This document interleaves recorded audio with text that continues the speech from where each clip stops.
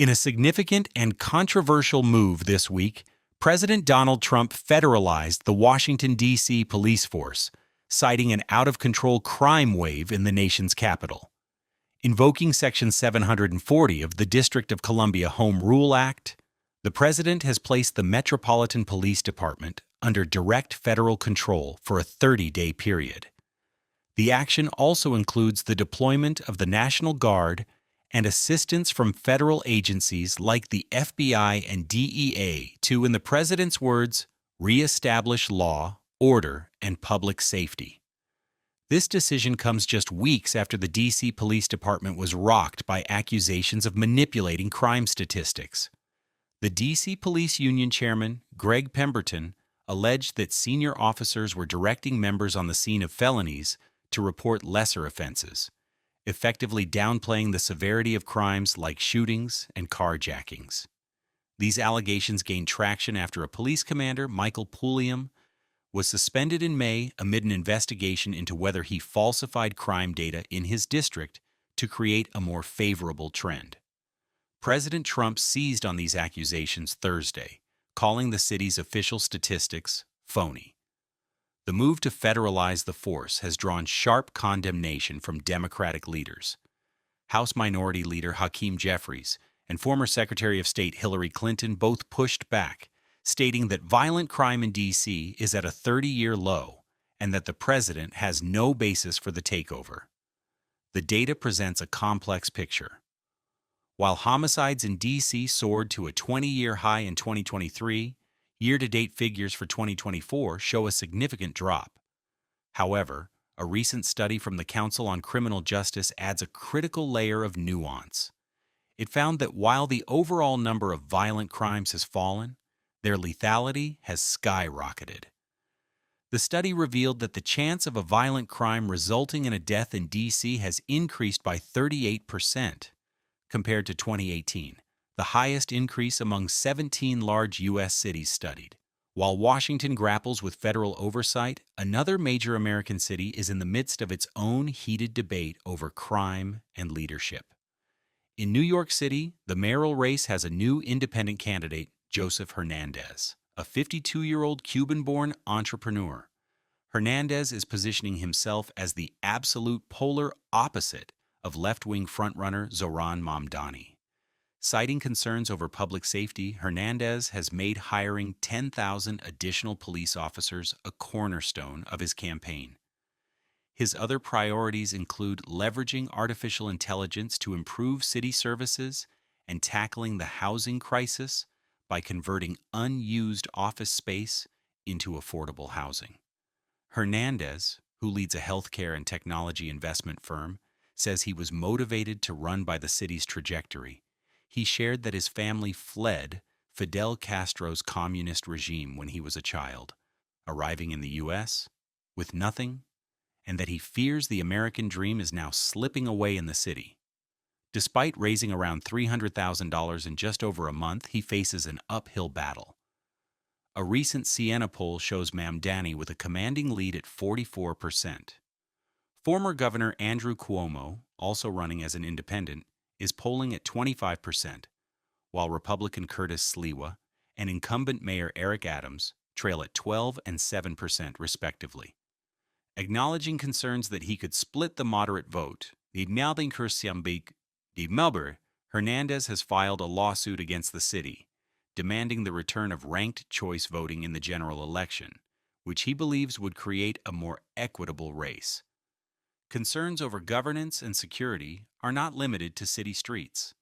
In Washington, the Department of Justice is now taking action, following a significant breach of the federal court system's digital infrastructure. A top DOJ official confirmed Thursday that the government is implementing unspecified special measures to protect individuals who may have been exposed in the hack. The intrusion into the federal judiciary's electronic case filing system, which was first disclosed last month, has sent shockwaves through the legal and intelligence communities. The primary concern is that highly sensitive information, including sealed case files, and most critically, the identities of confidential informants may have been accessed. The compromise of such data poses a direct threat to the lives of witnesses and informants and could severely undermine ongoing and future federal investigations. While the full scope of the breach has not been made public, officials have indicated that foreign actors are the suspected culprits. According to reports in the New York Times, investigators believe that Russia was at least partly responsible for the sophisticated cyberattack, raising further questions about the security of the nation's most critical digital systems and the potential for foreign interference in the American justice system. Officials have not elaborated on what the special measures entail, but stressed they are working to mitigate any potential harm. While federal officials work to mitigate the fallout from that cyber attack, a courtroom in New Mexico has handed down a lengthy sentence in a case of politically motivated violence. Solomon Peña, a former Republican candidate for the New Mexico State House, was sentenced to 80 years in federal prison on Wednesday. A jury had previously convicted Peña on charges of conspiracy, weapons violations, and election-related offenses for orchestrating a series of drive-by shootings at the homes of local Democratic officials. The attacks took place in Albuquerque in December 2022 and January 2023, following Peña's loss in the 2020 election. The targets included 4 officials, among them the current State House Speaker. No one was injured in the shootings, but the case drew national attention as an example of political grievances escalating into violent extremism. During the sentencing, prosecutors, who had argued for a 90-year term, told the court that Peña has shown no remorse for his actions. They argued that his goal was to instill fear and terrorize people with opposing political views, hoping to intimidate them out of participating in public life. The 80-year sentence sends a strong message about the severe consequences of using violence to challenge the democratic process. Looking ahead, attention is turning back to the White House for a high-stakes diplomatic meeting scheduled for this coming Monday.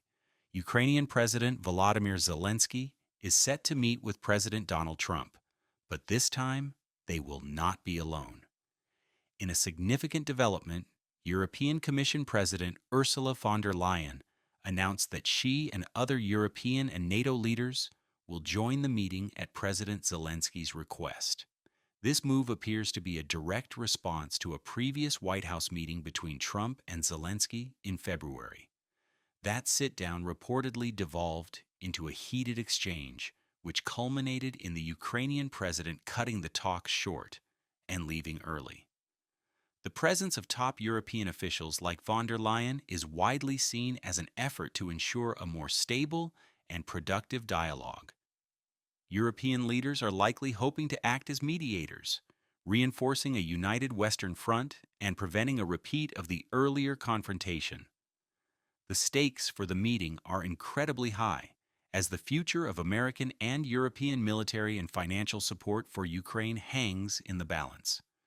A successful and coordinated outcome is viewed as essential for maintaining pressure on Russia and ensuring Ukraine's ability to continue its defense. The joint attendance underscores Europe's deep investment in the conflict's resolution and its desire to keep the transatlantic alliance in lockstep on its most pressing security challenge.